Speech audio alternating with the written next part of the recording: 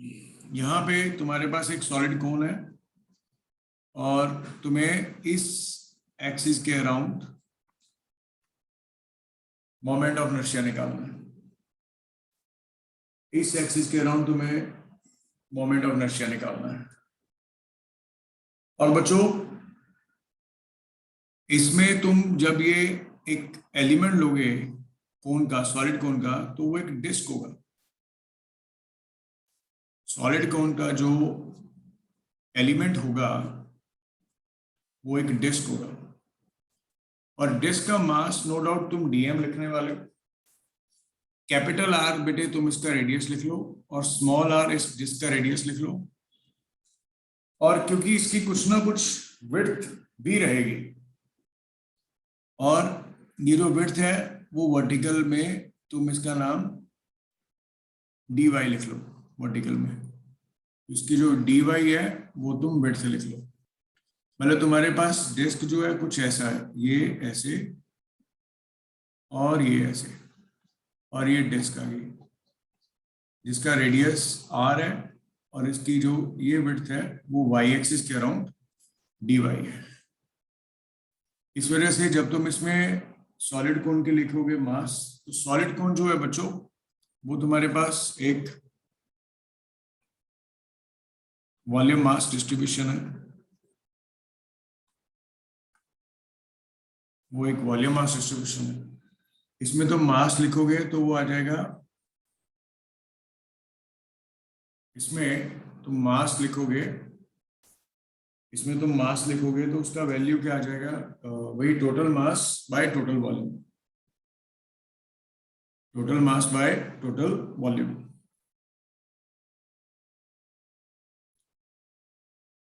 और जब तुम इसका वैल्यू सॉल्व करोगे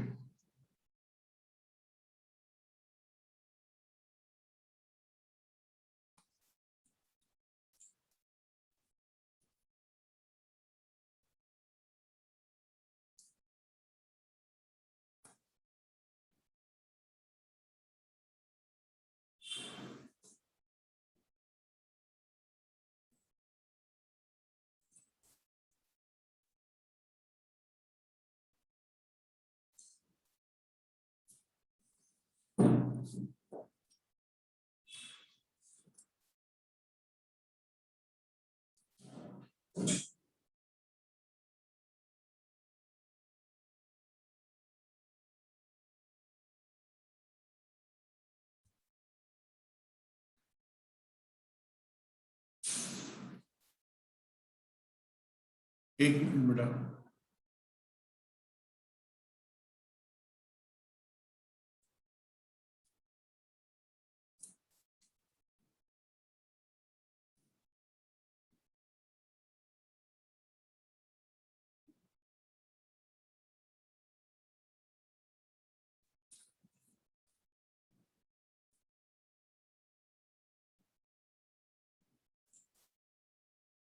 ओके,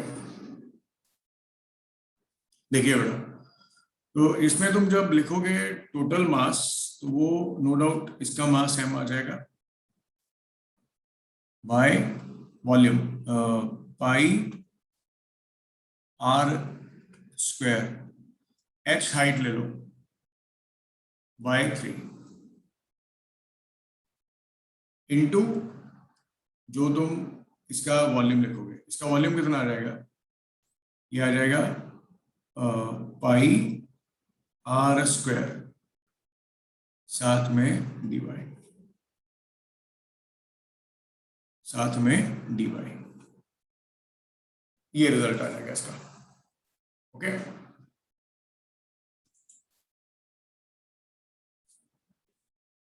तो तुम्हें ये चीज बिल्कुल अच्छे से समझ के रखनी है, ठीक है। ये मास आ गया और पाई r square h by 3, h being the height,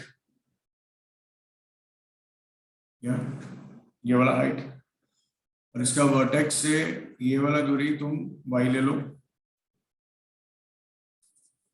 और ये h आ गया और कैपिटल R इसका रेडियस आ गया, तो dm आ गया। अब तूने एलिमेंट तो डिस्क ही लिया है, तो बच्चों डिस्क का, जब तुम ये डिस्क बनाते थे, इसके अराउंड मोमेंट ऑफ इनर्शिया क्या आता था याद है? mr²/2। तो अब तुम डिस्क का मास तो dm ले रहे हो, और इस एक्सिस का नाम c लिख दो, तो dic का वैल्यू कितना आ गया? मास dm और साथ में dm इंटू r²/2। अब dm का वैल्यू कितना है? ये वाला, ये आ गया 3m/πr² into πr² dy into r², ये आ गया इंटू r², ये रिजल्ट आ गया तुम्हारे पास। ओके, तो यहां से तुम्हारे पास फिर 1/2 की तो है, DIC का वैल्यू जो आफ्टर कटिंग कुटिंग करके जो आएगा वो तुम्हारे पास आ रहा है कुछ पाई के साथ पाई गया, और ये तुम्हारे पास बेटे आ गया, मैं यहाँ पे लिख देता हूँ 3m/2r² into r⁴ dr, sorry r⁴ dy। और बच्चे डायग्राम में देखो, ये तुम्हारे पास कैपिटल R रेडियस है, ये वाला, ये हाइट तुम्हारे पास h है, ये स्मॉल r है, और ये y है।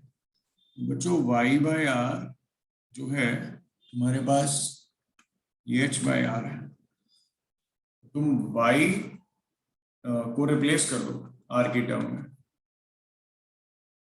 वो तुम्हारे पास आ रहा है h/r इंटू r। तो इस वजह से इसका dy कितना आ जाएगा बच्चों? h/r dr, ये इसका वैल्यू आ जाएगा। तो इस वजह से तुम्हारे पास जो DIC आएगा वैल्यू पुट करने के बाद 3m/2r² इंटू r⁴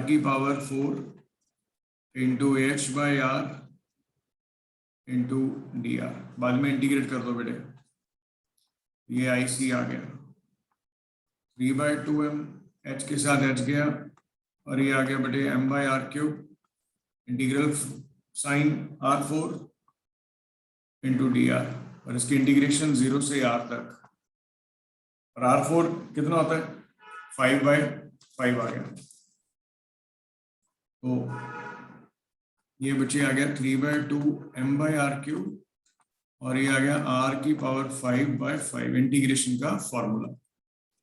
यहां से तुम्हारे पास IC का वैल्यू आ गया बेटा 3/10mr², ठीक है ना? r5 कर दोगे इधर,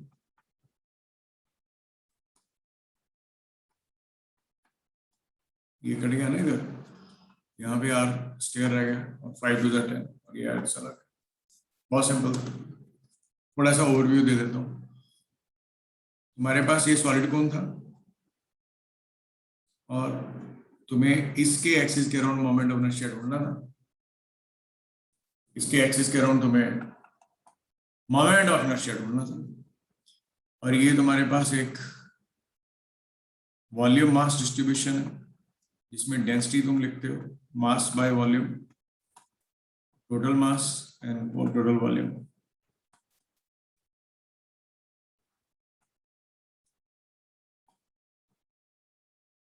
यहां पे तुमने एक ये डिस्क करा कंसिडर, ये r, ये y, और ये रिजल्ट आ गया। ओके, ये रिजल्ट आ गया। ये कौन का आ गया मोमेंट ऑफ इनर्शिया? अब जैसे एक और करते हैं, जैसे हम लोग moment of inertia of thin rod, ठीक है, about different axis, about different axis, ये निकालते हैं। कैसे निकाल सकते हैं? सुनो, पहले ये रॉड है, नो डाउट रॉड का तुम मास जो है वो m लिखने वाले हो, लेंथ को l, और ये सेंटर ऑफ मास है। यहां से तुम एक डॉटेड लाइन ड्रॉ करो, और तुम्हें इसके अराउंड मोमेंट ऑफ इनर्शिया ढूंढना है। तो क्योंकि तुम्हें मैंने पहले भी बताया हुआ है कि moment of inertia is basically what? It is the basically the distribution of mass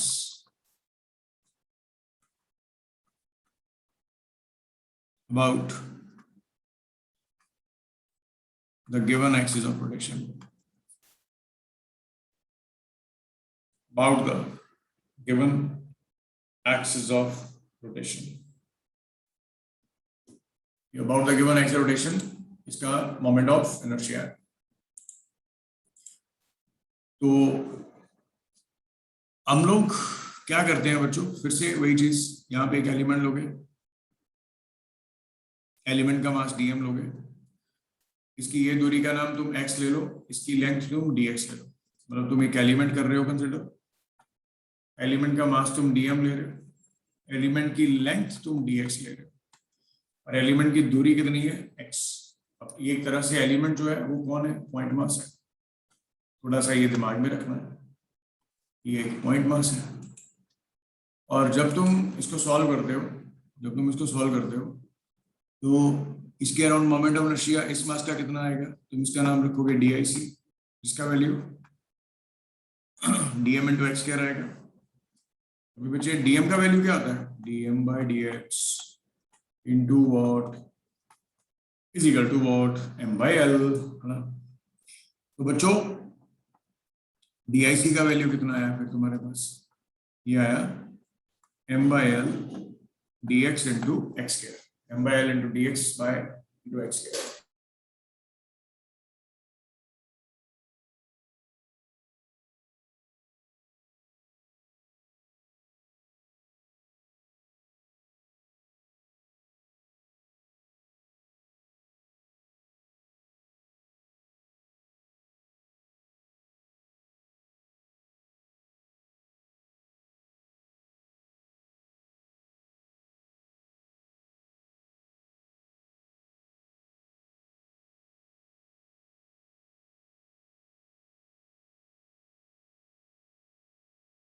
result आ गया, क्या दिक्कत है, कोई दिक्कत नहीं है ना।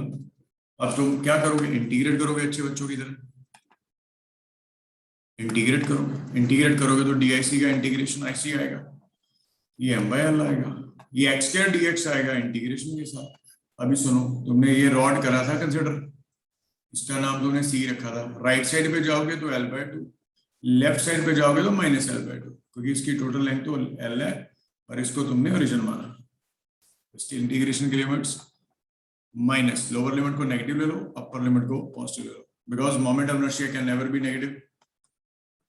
मैंने तुम्हें पहले भी बताया था, moment of inertia can never be negative. और जब तुम मोमेंट ऑफ इनर्शिया की वैल्यू निकाल रहे हो तो बच्चों m/l आ गया और ये आ गया x³/3 फ्रॉम -l/2 से +l/2, ये m/l आ गया, ये l/2³ आ गया, माइनस के साथ -l/2³ आ गया। तो ये जब तुम सॉल्व करते हो बच्चों, ये तुम्हारे पास वैल्यू कितनी आती है,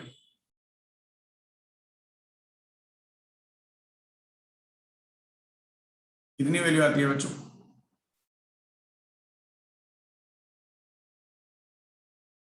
x²/3 3b, ये कितनी वैल्यू आती है सॉल्व करने के बाद, ml²/12, ml²/12, ये रिजल्ट तुम्हारे पास आता है इसका,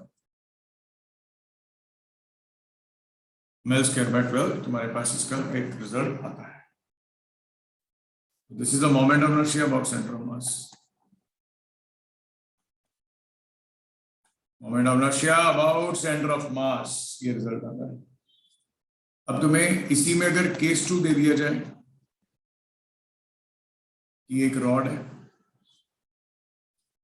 और तुम रॉड के एंड पे मोमेंट ऑफ इनर्शिया ढूंढना चाहते हो, रॉड वही है, सब कुछ वही है, पर अब एक्सिस ऑफ रोटेशन चेंज करके, अब तुम्हारे पास तुम्हारा जो एक्सिस ऑफ रोटेशन है वो about one end of rod है, वो about one end of rod है। अगर ये about one end of rod है तो फिर से तुम एक एलिमेंट करोगे कंसिडर, एंड ये x आएगा और ये dx आएगा, इसका मास dm आएगा। तो एलिमेंटल मास आ जाएगा dm इसकी लेंथ आ जाएगी dx, एलिमेंटल मास dm और इसकी लेंथ आ जाएगी dx। फिर से जब तुम मोमेंट ऑफ इनर्शिया लिखोगे तो dic आ जाएगा, dm into x square. No doubt बेटे dm का वैल्यू कितना आएगा, m/l into dx, linear mass density वाला जो ऊपर लिखा है भाई, कुछ दिक्कत वाली बात नहीं। dic कितना आएगा बच्चे, m/l x square dx। Total निकालने का है तो क्या कर दो बेटे, इंटीग्रेट कर दो। इंटीग्रेट करोगे dic का, सॉरी ये ic नहीं है, सेंटर ऑफ मास नहीं है ना, ये पॉइंट है, एंड रॉड है, एंड पॉइंट है, ic नहीं आएगा, फिर ia आ जाएगा, is the end point of the rod. c वाला सेंटर पे था, dia आ गया, ये बेटा m/l एक्स स्क्वायर dx, कहां से लेके कहां तक, 0 से लेके l तक वैल्यू पुट करोगे वो तुम्हारे पास m/l और ये बेटा x³/3 आ गया, 0 से l। जब तुम इसको सॉल्व कर रहे हो बेटा हंसते हंसते, है ना, तो तुम्हारे पास m/3l इंटू l³ आ जाएगा, जिसका आंसर ml²/3 आ जाएगा। This is the moment of inertia बच्चों, this is the moment of inertia about one end of the rod. इसको याद रखिएगा, बहुत इंपॉर्टेंट है। अब जैसे थर्ड केस में तुम्हें बताता हूँ एक और बढ़िया जबरदस्त। मान लो ये एक रॉड है और ये एक्सिस है जो इसके अब परपेंडिकुलर नहीं है, पहले परपेंडिकुलर था ऐसे करके, अब ये थीटा एंगल पे। अब इस एक्सिस के अराउंड निकालना है तुम्हें मोमेंट ऑफ इनर्शिया। कैसे करोगे, यहाँ पे तुम एक एलिमेंट ले लोगे, अब इस एलिमेंट का दूरी यहाँ से लोगे ये वाला। अब अगर बेटा ये x है तो ये कितना आ जाएगा, x sin थीटा,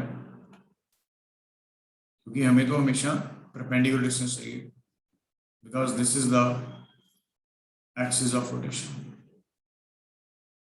हमें हमेशा इसका परपेंडिकुलर डिस्टेंस चाहिए। और इसका मास कितना है, dm, और बेटा इसका मास कितना है, dm है।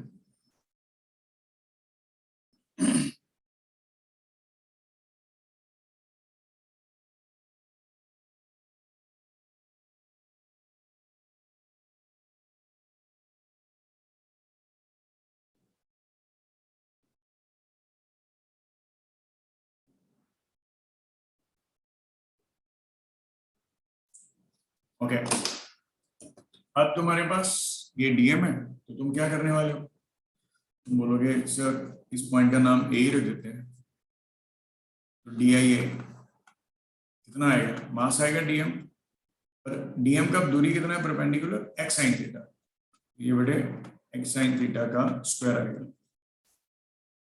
अब dm तुम्हें पता ही है कितना होता है, total mass by total length into dx। Logic सारा कुछ वही है, सिर्फ परपेंडिकुलर डिस्टेंस चेंज किया। तो dia का वैल्यू कितना आया बच्चों, m/l into sine square theta x square dx, sine square theta x square dx, ये इसका वैल्यू आ गया बच्चों। जब तुम इसको इंटीग्रेट करोगे तो यहाँ पे ia आ जाएगा और ये m/l sine square theta x square dx आएगा, m/l sine square theta x square dx आएगा। और इसका वैल्यू किसके बराबर आएगा, फिर से 0 से l तक तुम सॉल्व करोगे, ia का value ml²/3 sine square theta आएगा। इसको याद रखिए, बहुत इंपॉर्टेंट है। मतलब ये तुम्हारे पास रॉड था, जब तुमने एक्सिस ये वाला लिया था तो उसके अराउंड तुम्हारे पास इसकी वैल्यू ml²/3 थी, और जैसे तुमने ये रॉड का ये एक्सिस लिया, इस एक्सिस के अराउंड तुम्हारे पास इसकी value ml²/3 sin square theta. और अच्छी बात ये देखो, अगर तुम बोलो सर ये एक्सिस एक ये वाला ले लेते हैं, इस एक्सिस के लिए थीटा की वैल्यू कितनी आ गई 0, तो इसके लिए इसका मोमेंट ऑफ इनर्शिया भी 0, अगर तुम्हारा ये वाला एक्सिस ब्लू वाला आएगा। इन द सेम वे बेटा, तुम लोग अगर ये रॉड करते हो कंसिडर और उसके सेंटर से एक्सिस पास करते हो, रॉड करते हो कंसिडर और उसके सेंटर से एक्सिस पास करते हो, इसके पास करने से यहाँ पे तो मोमेंट ऑफ इनर्शिया ml²/12 आएगा। और बेटा जब तुम इसको किसी एंगल पे इंक्लाइन कर दोगे which is incline to at an angle theta, तो आंसर इसका भी ml²/12 sin स्क्वायर थीटा आएगा। और अगर तुम एक ब्लू एक्सिस ड्रॉ कर देते हो, ये वाला अगर तुम ब्लू एक्सिस ड्रॉ करते हो तो इसके लिए भी थीटा 0 हो गया, तो मोमेंट ऑफ इनर्शिया भी 0 हो गया। मतलब ये जो रॉड थी तुम्हारे पास ऐसे करके इस एक्सिस के अराउंड, इसका मोमेंट ऑफ इनर्शिया 0 होगा, इसके अक्रॉस थीटा, इसके अक्रॉस 90 का। ओके, उसको बहुत इंपॉर्टेंट वे में अच्छे से याद रखिए। ओके, क्लियर हो गया बच्चों? क्लियर हो गया ना सारे पॉइंट्स?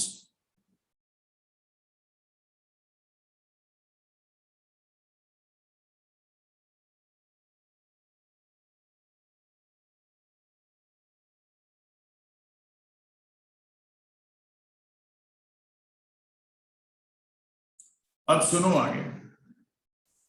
अब हमारे पास ना बच्चों बड़ी इंपॉर्टेंट चीज आती है इसमें, जो सबसे इंपॉर्टेंट फिजिक्स का पार्ट है, जो इसके समझने वाला, वो है थ्योरम्स, एक्सिस थ्योरम्स,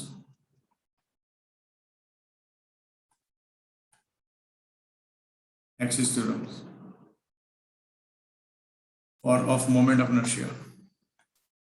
ये दो थ्योरम्स आती हैं। क्या होती हैं ये दो theorems? Axis theorems of moment of inertia.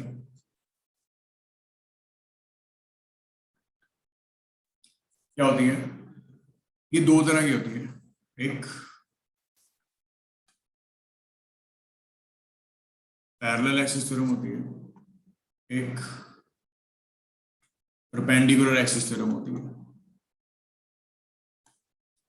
एक पैरेलल एक्सिस थ्योरम है और एक परपेंडिकुलर एक्सिस थ्योरम है। पैरेलल एक्सिस थ्योरम क्या कहती है, ये ध्यान से सुनना बेटा, बहुत इंपॉर्टेंट है। पैरेलल एक्सिस थ्योरम कहती है तुम कोई भी एक आर्बिट्रेरी बॉडी कंसिडर करो और एक कोई भी एक आर्बिट्रेरी एक्सिस है जो बॉडी के थ्रू पास करो, और मान लो ये बॉडी का सेंटर ऑफ मास है जहां पे तुम सारा मास रखते हो। तुम एक एक्सिस ऐसा ड्रॉ करो जो कि सेंटर ऑफ मास जो एक्सिस है उसके पैरेलल ये पी एक्सिस है। P some unknown axis but parallel to the axis passing through center of mass, passing through the center of mass। center of mass के थ्रू ये पास कर रहा है, passing through the center of mass। जो centre of मास के through pass कर रहा है, जो सेंटर ऑफ मास के थ्रू पास कर रहा है उसके पैरेलल है, और इसका दूरी यहां से यहां तक, इस एक्सिस का दूरी वो h है, यहां से इसका दूरी h है, परपेंडिकुलर डिस्टेंस है, ठीक है। तो पैरेलल एक्सिस थ्योरम तुम्हें क्या बोलता है? पैरेलल एक्सिस थ्योरम क्या स्टेट करता है? पैरेलल एक्सिस थ्योरम स्टेट करता है कि moment of inertia about any axis p, unknown axis p, is equal to the moment of inertia about an axis which is passing through center of mass,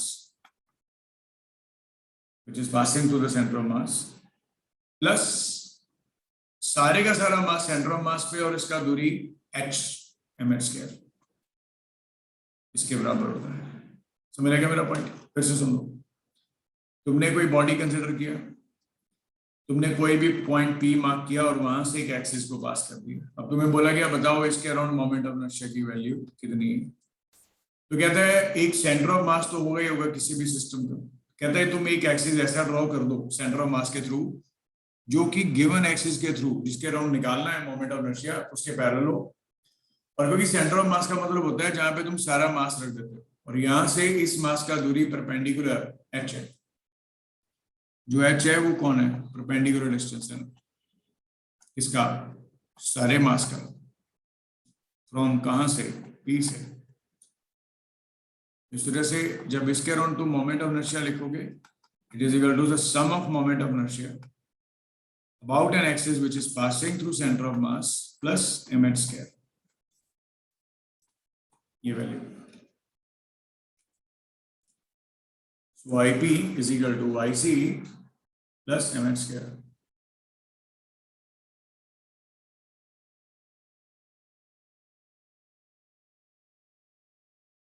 Plus mh square.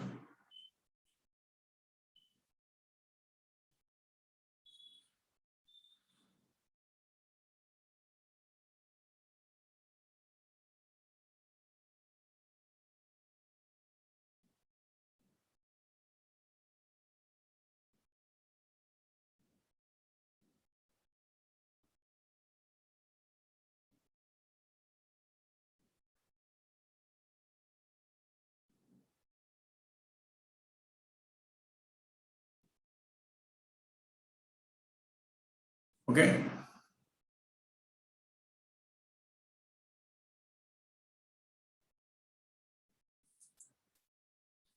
ये आ गया IP is equal to IC plus mh square, ये result आ गया।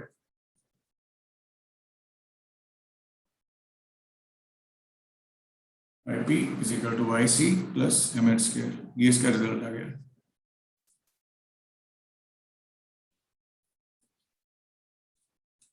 ठीक है,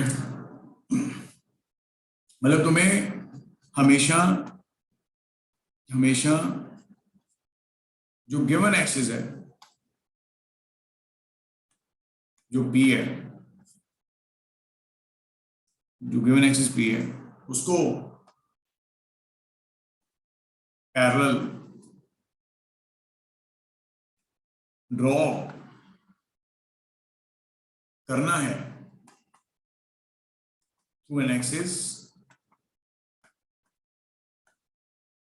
passing through centre of मास। मतलब जो जैसा दिख रहा है मतलब वैसा ही एक्सिस सेंटर ऑफ मास के क्रॉस पास करवा दो और सेंटर ऑफ मास से उसका परपेंडिकुलर डिस्टेंस ड्रॉ करवा दो। और याद रखना कि जो ये तुम्हारी पैरेलल एक्सिस थ्योरम है बेटा, it is applicable for all 3D bodies. ये सारी 3D बॉडीज के लिए एप्लीकेबल है, ये सारी 3D बॉडीज के लिए एप्लीकेबल है। मतलब ये चीज बड़ी जबरदस्त है इसमें। ठीक है, is applicable for all 3D bodies, और 3D बॉडी के लिए ये एप्लीकेबल है। वैसे ही तुम्हारे पास एक कुछ आता है परपेंडिकुलर एक्सिस थ्योरम, मैं तुम्हें डिटेल में थोड़ी देर में बताता हूँ। पर perpendicular axis theorem is applicable only for the 2D bodies, 2 dimensional bodies के लिए एप्लीकेबल है बस। जो थ्योरम है ये 2 डायमेंशनल बॉडीज के लिए सिर्फ एप्लीकेबल है, ये वैसे एप्लीकेबल नहीं है, ये वैसे एप्लीकेबल नहीं है, पर ये 2D बॉडीज के लिए डेफिनेटली एप्लीकेबल है। और 2D बॉडीज का नाम हम लोग लैमिनार बॉडीज कह देते हैं। जैसे तुम लोग बायो वाले बच्चे पढ़ते होते हैं लीफ लैमिना, लैमिना का मतलब होता है 2 डायमेंशन। अब जैसे तुम्हें मैं पैरेलल एक्सिस थ्योरम की थोड़ी सी एप्लीकेशन बताता हूँ। देखो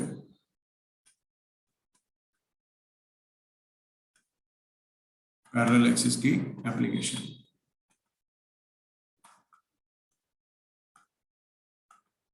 जैसे अभी तुम्हें मैंने सिखाया था रॉड के बारे में।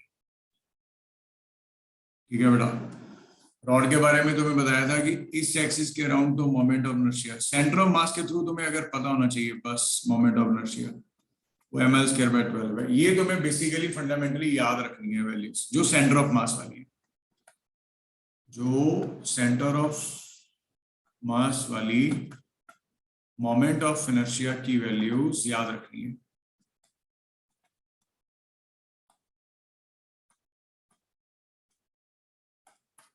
ओके, और अगर तुम यहां पे एक एक्सिस लो ये वाला, और इसका ये दूरी L/2 कर दो, ये A आ गया, ये C आ गया। IA is an axis which is parallel to center of mass, लिख दिया IA क्योंकि तुम्हें IA का वैल्यू निकालना है।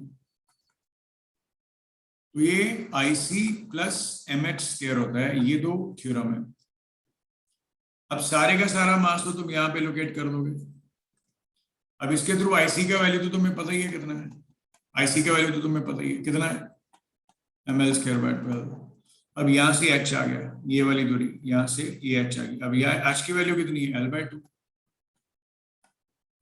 और जबरदस्त पॉइंट देखो, ये वही रिजल्ट आ रहा है सॉल्व करने के बाद ml/3 जो तुमने पहले ड्राइव किया था। जैसे एक सेकेंड एग्जाम्पल, जैसे तुम्हें ऐसे एक रॉड दिया था और ये तुम्हें ये एक्सिस दे दिया, ये वाला दे दिया, इसका नाम तुमने ए रख दिया, जो कि थीटा एंगल पे विद द रॉड। मैंने तुम्हें पहले बोला पैरेलल एक्सिस थ्योरम के साथ ही तुम इसकी वैल्यू निकाल सकते हो। फिर तुम्हें सेंटर ऑफ रॉड के थ्रू भी ऐसे ही एंगल बनाना पड़ेगा जो इसके बिल्कुल पैरेलल हो। ये थीटा तो ये भी थीटा होना चाहिए। और जब तुम्हें इस एक्सिस के अराउंड मोमेंट ऑफ इनर्शिया निकालना है तो IC का स्टैंडर्ड वैल्यू है, ये तो तुम्हें याद ही है, ml/12 sin स्क्वायर थीटा। और ये तुम्हारे पास है L/2 और ये आ गया परपेंडिकुलर डिस्टेंस, और ये H आ गया जो कि L/2 sin थीटा है, मतलब अभी बताया था। तो बच्चों यहां पे फिर से IA का value IC plus MH square आएगा। IA तुम्हें निकालना है, IC का वैल्यू तुम्हें पता है, प्लस MH का वैल्यू तुम्हें पता है, कितना है L/2 बेटा साइन थीटा का स्क्वायर। फिर से जब तुम IA का वैल्यू निकाल रहे हो तो इसका वैल्यू फिर से ml/3 साइन स्क्वायर थीटा के बराबर आएगा, ml/3 साइन स्क्वायर थीटा के बराबर आएगा ये वैल्यू, इसको याद रखो।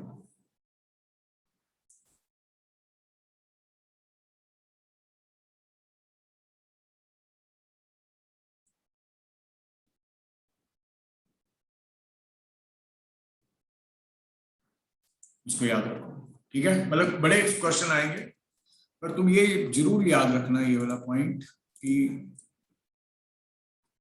ऐसे नॉट पॉसिबल होता है कि अगर तुम ऐसे ड्रॉ कर दो हंसते हंसते स्माइलिंग फेस के साथ फालतू की चीजें सोचते हुए, ये इधर है, ये एक्सिस इधर है, ये B एक्सिस है, ये A एक्सिस है, और तुम ज्यादा डिटेल में सोच रहे हो, सुना कुछ है ही नहीं। IP का वैल्यू तुम सीधा लिख दो ml/, बेटा हंसते हंसते भगवान से डरो, ये पॉसिबल ही नहीं है क्योंकि तुम्हारे पास ये दोनों में से एक भी एक्सिस सेंटर ऑफ मास से नहीं पास कर रहा, एक भी एक्सिस सेंटर ऑफ मास से नहीं पास कर रहा, क्योंकि इसका सेंटर ऑफ मास इधर है। ना ही वो एक्सिस तुमने ड्रॉ किया है, ना ही वो पैरेलल है, ना ही वो कुछ किया है, तो ये गलत हो गया फॉर्मूला, ऐसे नहीं लगना है, इसको याद रखना।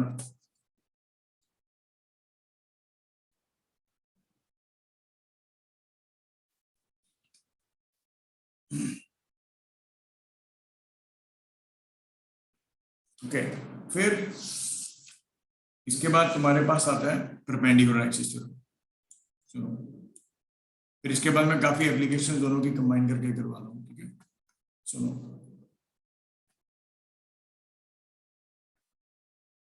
perpendicular axis theorem. Giving you single minute, check out whatever you have done. Hurry up, single minute. कोई डाउट और क्वेरी है तो पूछो.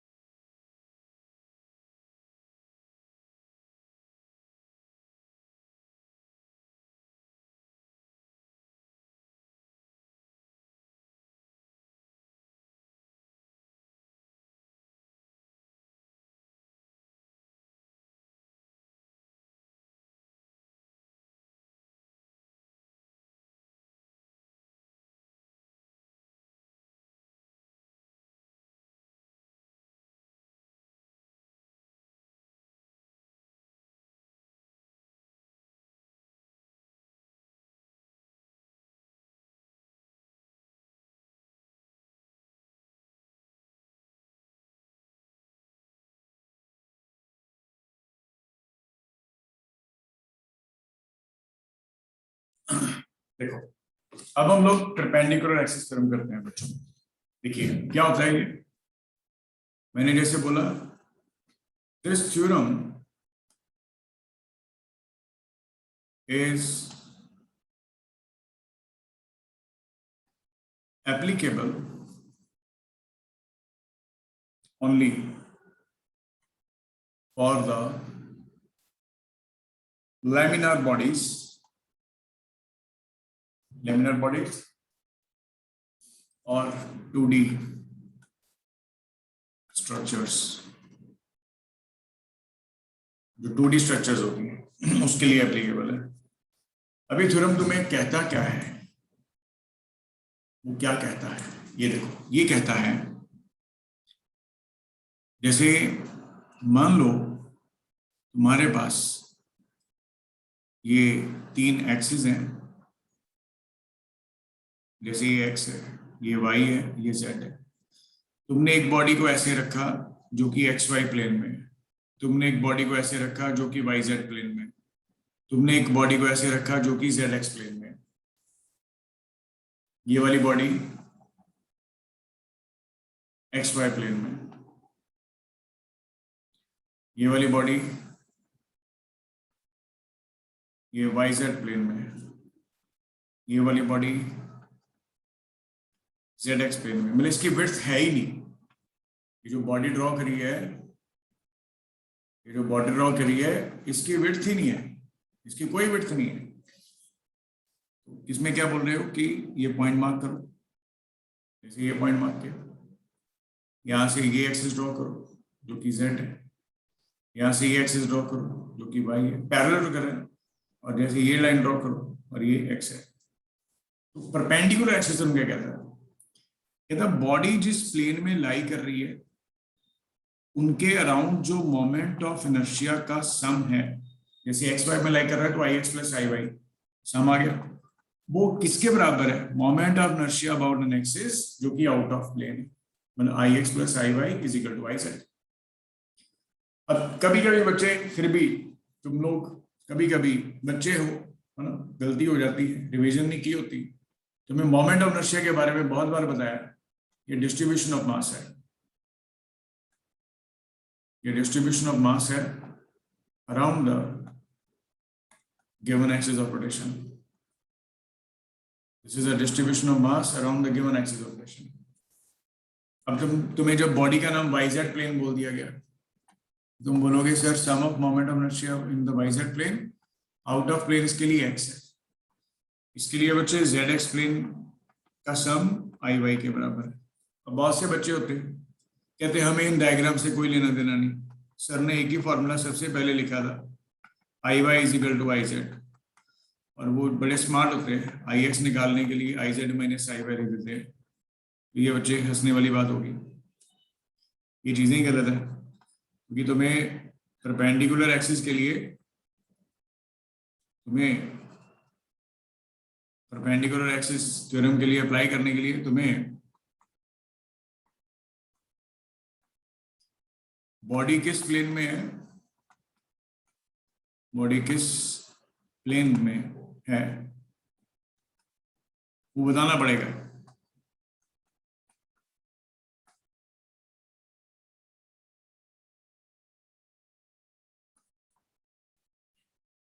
वो बताना पड़ेगा।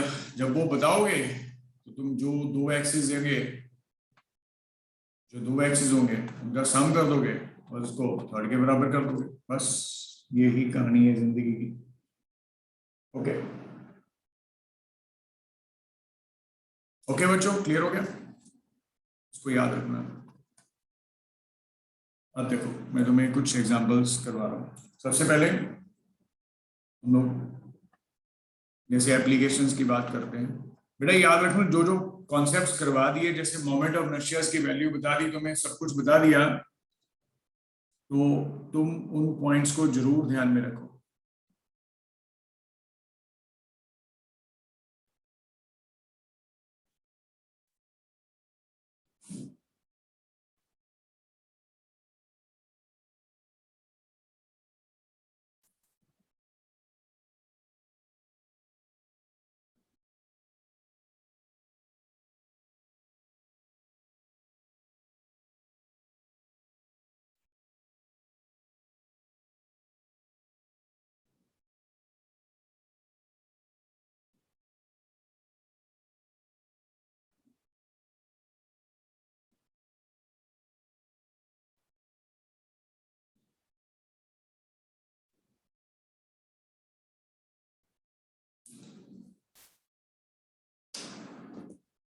ओके अब देखो इसकी एप्लीकेशन बच्चों।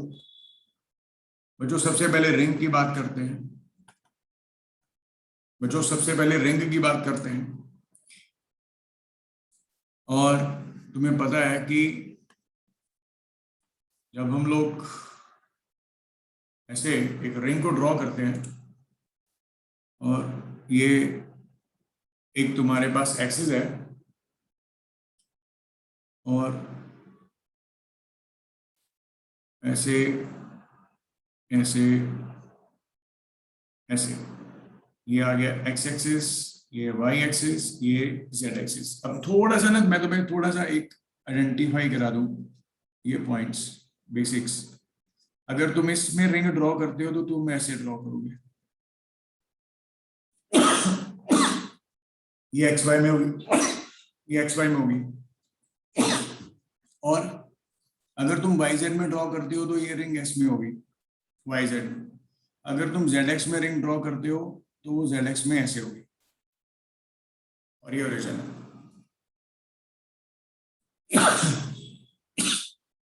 ओके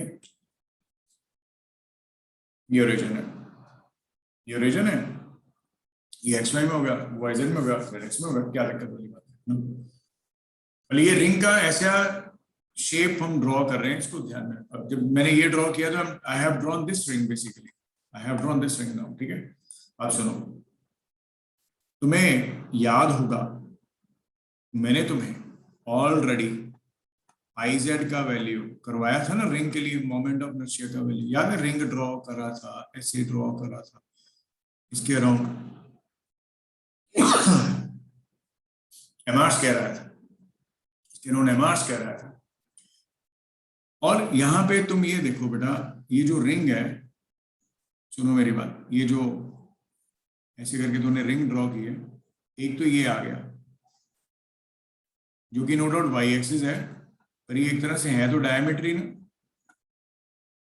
और एक तुमने ये ड्रॉ किया हुआ है, ये वाला,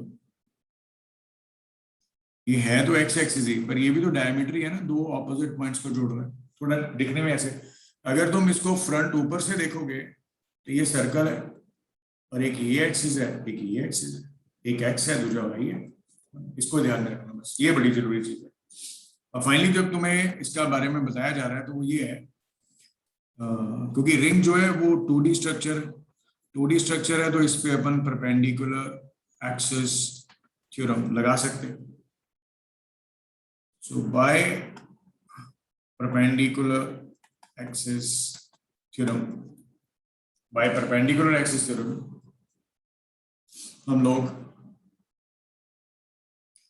आई एक्स प्लस आई वाई का सम आई जेड लिख सकते हैं, है ना। तुम्हें अभी बताया था कि ये ऑलरेडी 2D स्ट्रक्चर है, परपेंडिकुलर एक्सिस हम लगा सकते हैं, और जो रिंग है यहाँ पे वो कौन से प्लेन में लाई कर रही है, एक्स वाई प्लेन में लाई कर रही है। परपेंडिकुलर एक्सिस हम क्या कहता है, जिस प्लेन में बॉडी लाई करती है उनका sum is equal to out of plane वाले के बराबर, आई एक्स प्लस वाई। अच्छा, as the ring is uniform, तो बच्चों आई एक्स और आई वाई दोनों बराबर होंगे, आई एक्स और आई वाई दोनों बराबर। इस वजह से ये 2 times I x I Z हो जाएगा, क्योंकि इसका नाम तुम लिख दोगे ना आई एक्स आई जेड का वैल्यू तुम्हें पता ही है कितना होता है, एम आर स्क्वायर। यहाँ से तुम्हारे पास आई एक्स का वैल्यू आ गया एम आर स्क्वायर बाय 2, और यही वैल्यू बेसिकली तुम्हारे पास आई वाई की है। ये पहला पॉइंट आ गया। सिमिलरली जब तुम एक डिस्क की बात करते हो, याद है ये वाली डिस्क ऐसे, और जब तुमने इसका एक्सिस ड्रॉ किया, इसके अराउंड तुमने मोमेंट ऑफ इनर्शिया की वैल्यू कितनी लिखी, एम आर स्क्वायर बाय 2। एक ऐसे ड्रॉ कर दिया, एक ऐसे, ये भी एक्स आया, ये भी वाई आया, ये भी जेड आया, यहाँ पे भी आई एक्स प्लस आई वाई का वैल्यू आई जेड, पर आई एक्स और आई वाई दोनों बराबर है तो 2 टाइम्स आई एक्स आया, और आई जेड का वैल्यू तुम्हें पता ही है एम आर स्क्वायर बाय 2 है, ये तूने लिखा हुआ है। तो यहाँ से बेटे आई एक्स कितना आ गया, एम आर स्क्वायर बाय 4, और यही आई एक्स की वैल्यू आई वाई के बराबर है। ये डिस्क भी 2D स्ट्रक्चर होता है, और यहाँ पे ये फिर से हमने इसको एक्स वाई प्लेन में बना दिया। अगर तुम वाई जेड बनाते, मान लो तुमने बोलते सर ये डिस्क ऐसे बनानी है मेरे को, तो मैं बोलूंगा ठीक है बेटा, ये वाला एक्सिस तुम्हारा बन जाएगा, और इस एक्सिस के अराउंड तुम्हारे पास अब moment of inertia x axis है, और ये एम आर स्क्वायर बाय 2 आएगा, और एक ये आएगा, और एक ये आएगा, ये दोनों परपेंडिकुलर है, और इनकी वैल्यू मोमेंट ऑफ इनर्शिया की एम आर स्क्वायर बाय 4, और इसके अराउंड भी एम आर स्क्वायर बाय 4। ये रिजल्ट है, लॉजिकली तुम्हें याद रखना, ठीक है।